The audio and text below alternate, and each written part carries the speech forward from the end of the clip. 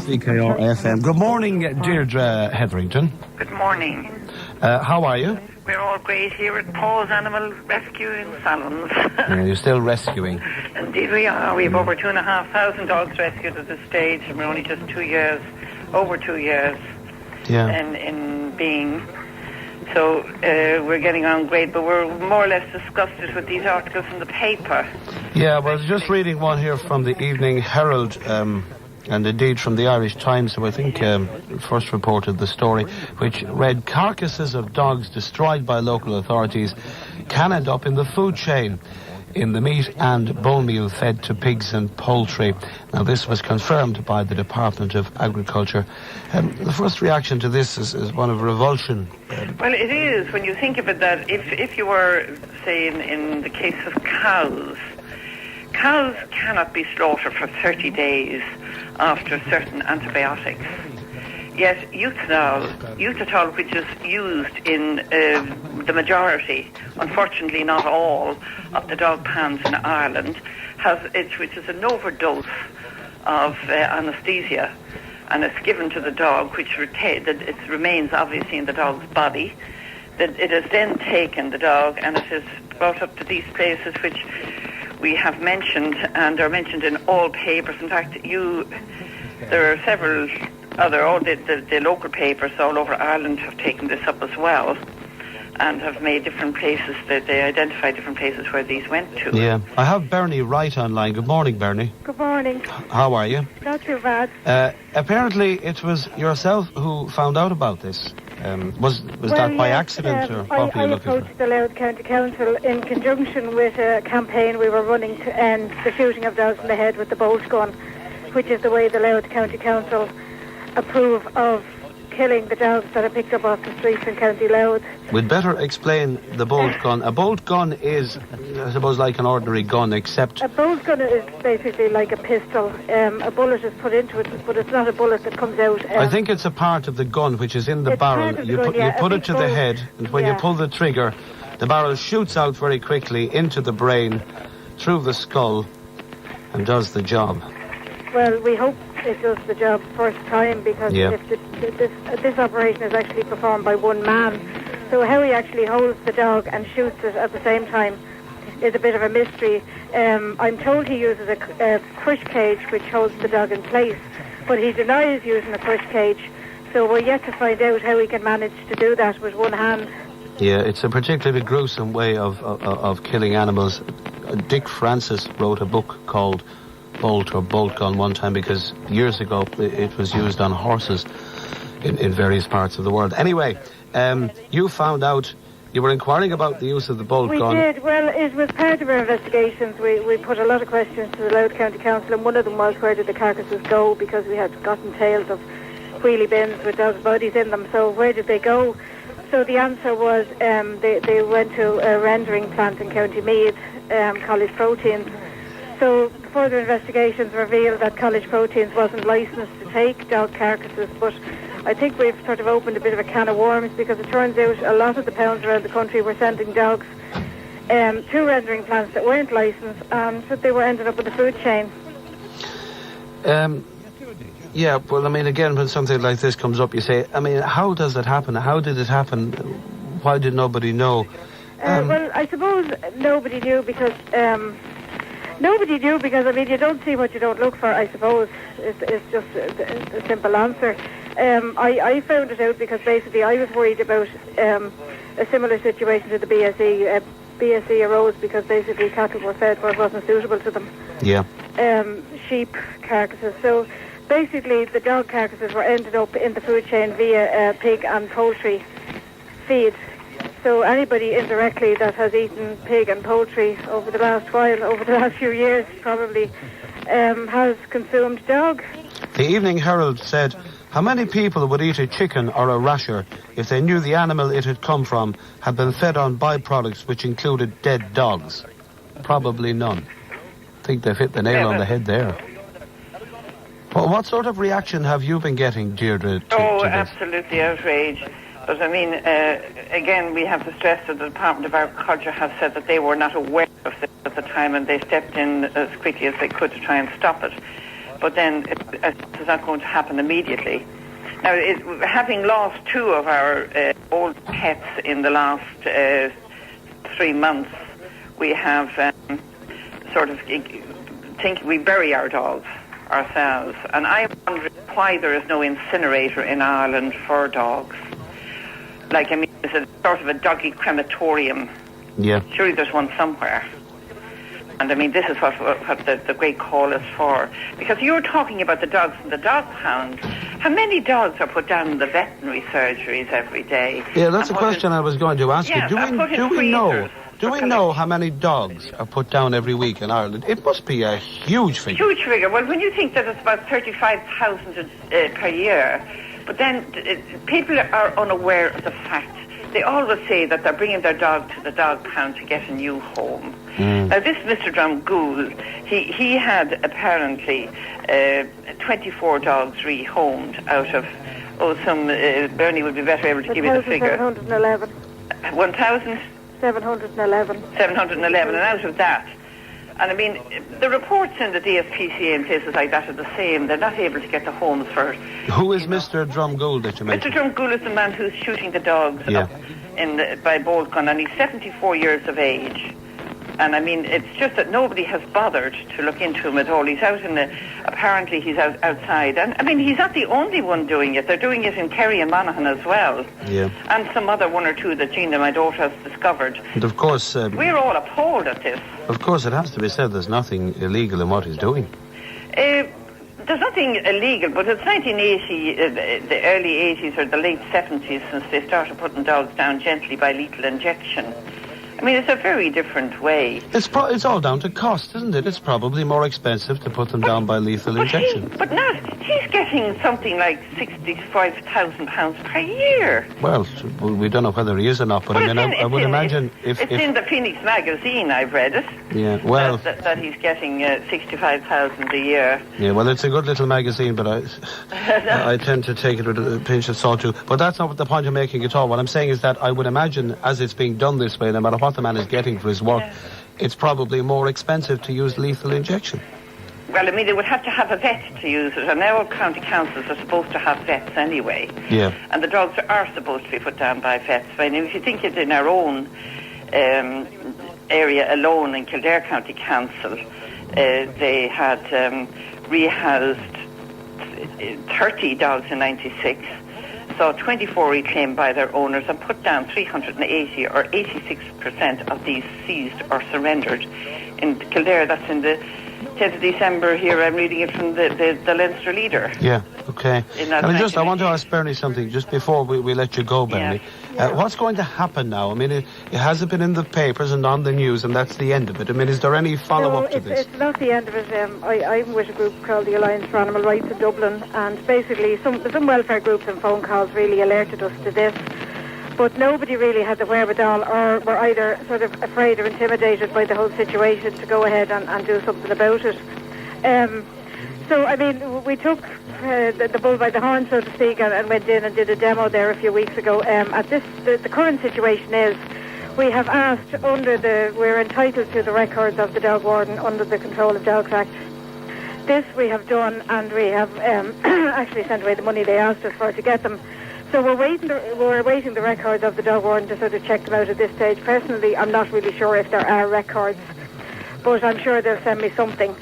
So we will continue with this. We have called not only for an end to the bolt gun, but for a closure of the actual pound, because it's a dirty old shed at the back of this man's house. I don't even know if it has electricity, but the dogs are basically there on their own all day because he's out picking up more, and he is in Drogheda probably this very day picking up more dogs.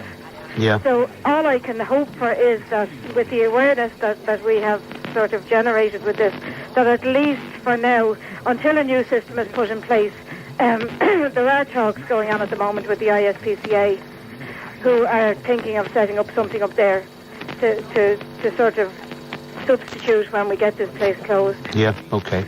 So we just think that people for now will at least look after their dogs or try and keep them in off the street and rehome them themselves till a new system is put in place. Bernie, thank you for joining us. Okay, thanks. Bye-bye to you. That's Bernie Wright. Now, Deirdre, can you stay with us for a little while? I want to ask you a couple of things. I had a call from a woman who said that some vets will give you back your dog to dispose of yourself after the dog has been put down. Is that your experience? Absolutely. We have a little doggy graveyard out here of our own pets and cats, which I think, as Bernie didn't mention to you there, is that this man is gassing the cats up there in Drogheda, or in Louth, wherever he is in Louth. But, I mean, you must go and get your own dog back. Bring your dog back. However grief-stricken you are, it is better to know that your dog was buried out in your own garden. And my grandchildren are putting little headstones on the various pets our 16-year-old dog, my poodle, died. It's not very nice to be talking about it after 16 years in January. And my daughter rescued a dog when he was 15 and a half. He was blind and he lived to be nearly 18. He died. He went to sleep in February. And I must send you a copy of, I think it's great for people who reach the stage and they know that they have to have their dog put to sleep. They're very grieved about it. But Gina, in fact, wrote a beautiful little poem, and she was writing then for the Leinster Leader, the Poets and Clause column, and it is lovely to take your dog along, hold him while he goes to sleep, and if you can't do it, the vet will come to your home to do it for you, and then you can have your dog buried in your own garden, and you can get your little marker there and say this is where he is, and it's much better than thinking that you could land back up if you do eat meat or do eat chicken or pork, that you could land back on your table again. It's a frightening thought. I had an old dog at home up to a couple of years ago. He sort of adopted us. He was a stray. Yeah, what was he?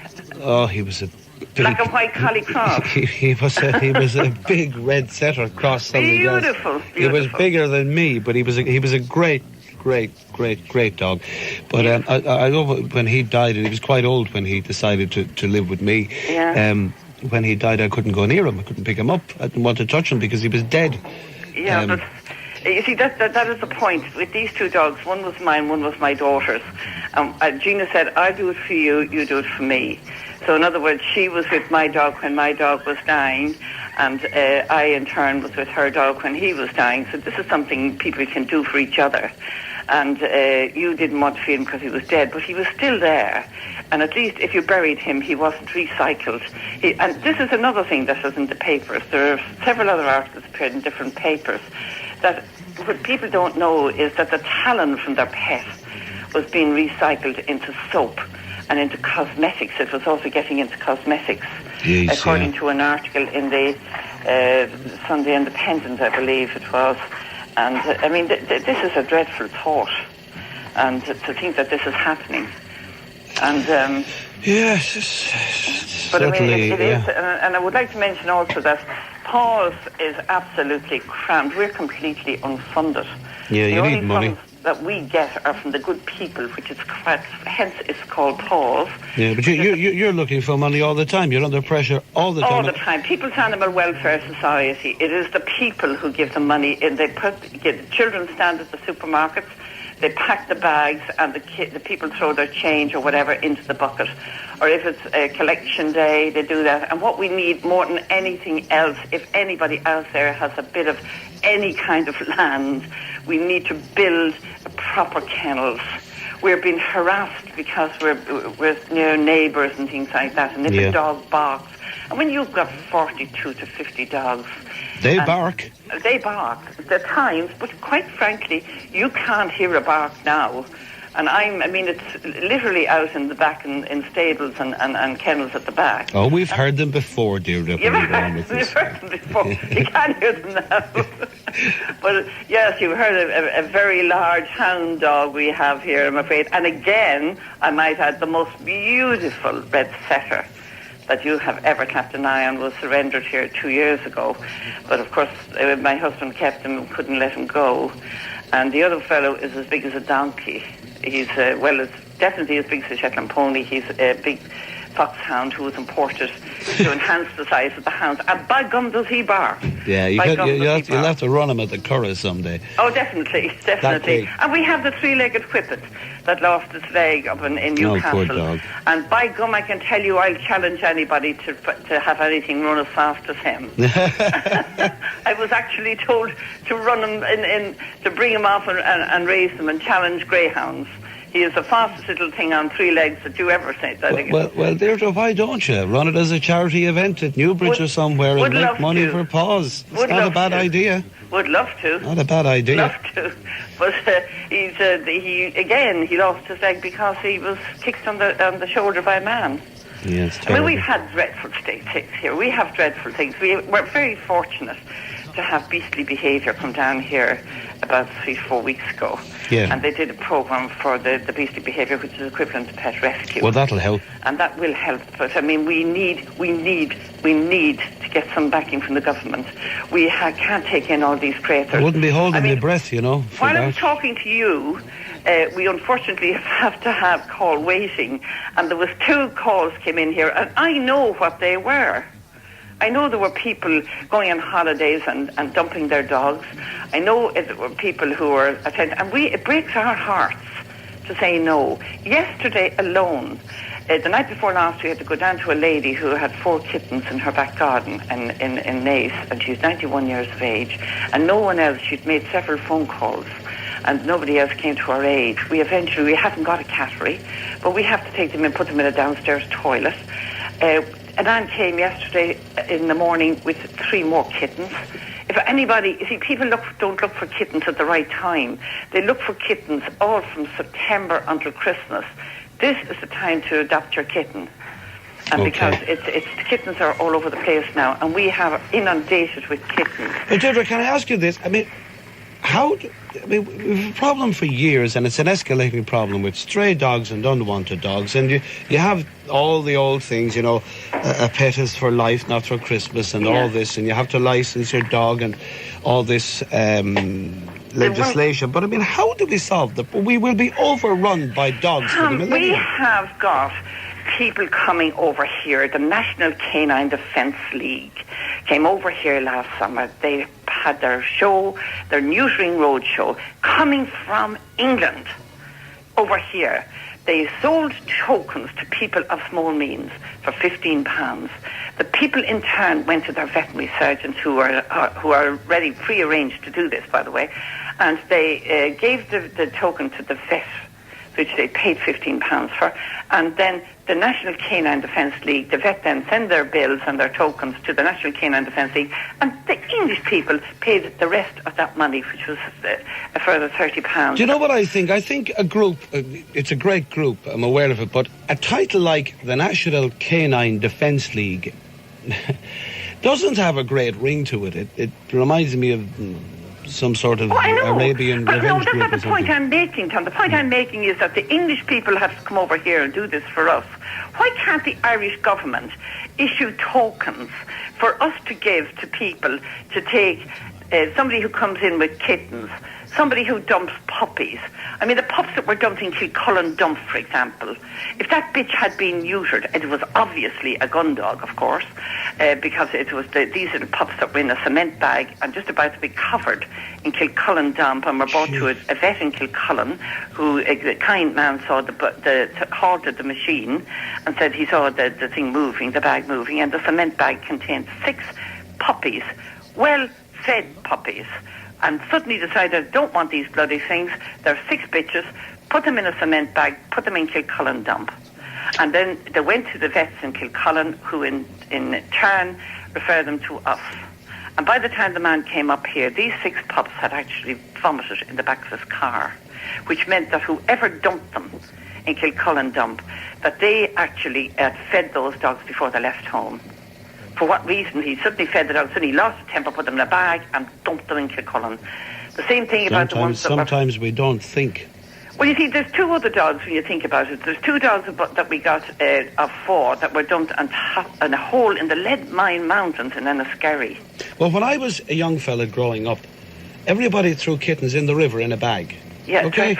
Now, I mean, it sounds outrageous to say it, but when I was growing up, and I used to think it was horrendous. Yeah. But it was the done thing. That's how you got rid of them. In a bag, into the river, with a stone in the bag, dead, gone. And nobody saw anything wrong with it. Oh, it's frightening. And I mean, I'm not saying, I mean, people, it's about attitudes, because I knew some of the people who were doing it, and they were good people, and they weren't cruel people, but into the bag, stone in the bag, now, apart from polluting the river and the cruelty, that was the way they did it. Yeah, but you see, the thing about it, there's a lot of people trying that today and they're not succeeding. Yeah, well, no, I'm not saying that's right. I'm saying that's the way I know happened. it's not right, but how would they like to be put into a bag and a stone thrown in the bottom of tied to the bottom of their leg and put down into the river? Yeah, but it's all about attitudes, isn't it? I mean, there didn't seem to be anything much wrong with that for grown-ups back in the 60s. It was the done thing in Ireland. But we've come a long way now from that. Yes. So maybe eventually... Yeah, well, Tom, I'll tell you something. I got my free bus pass. You didn't? Yes, I did indeed. Well, you must have got it fraudulently, because you couldn't possibly be entitled to it. I am entitled to it. I'm very well entitled to it. And not alone that, but I remember, because my parents were involved, I'm involved with dogs all my life. And I remember this happening, and I remember them talking about worse things happening to them. But even as a child, it revolted me. And it revolted all around us who were interested in dogs. And I mean, one of the greatest curses of all in this country is the way they treat the poor old greyhounds. I mean, the greyhounds have only got a short life. Well, the way some people treat them, Deirdre. Well, where do others put them? Where do others put them? You know, I mean, there are thousands of greyhounds in this country bred every year. So you think about it, how many people do you see? We have been very fortunate that we have been, in Sacred Dog Pound, I believe now, there's quite a few greyhounds being surrendered in there at the present moment, because they're at the end of their racing career. I was, again, that's only second-hand knowledge, because I don't know, I've been told by someone else that there is an enormous number being given in there to the pound.